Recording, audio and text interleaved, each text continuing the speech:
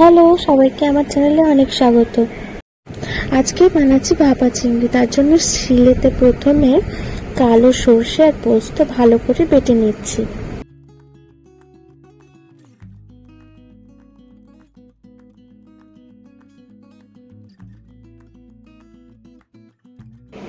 বাটা হয়ে গেলে আমি এখানে স্টিলের একটি টিফিন বক্স নিয়েছি। আপনারা যে কোনো এয়ারটাইট কন্টেনার নিতে পারেন, যাতে জলে ভাপানোর সময় জলটা ঢুকে না যায় বা ভিতর থেকে মশলাটা বাইরে বেরিয়ে না যায়।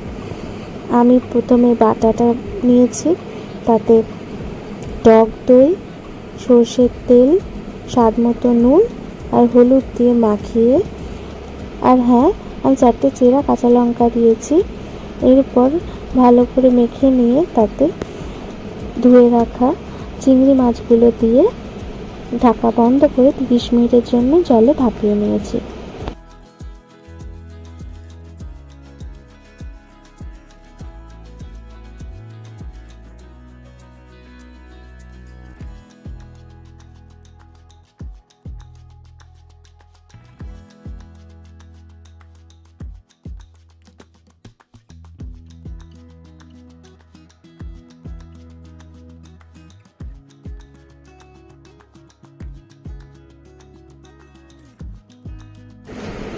ভীষণ সুন্দর দেখতেও হয়েছে আর খেতেও হয়েছে।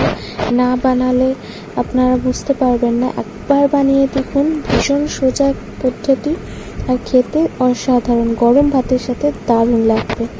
বানালে কমেন্ট করে জানাবেন। Thank you for watching.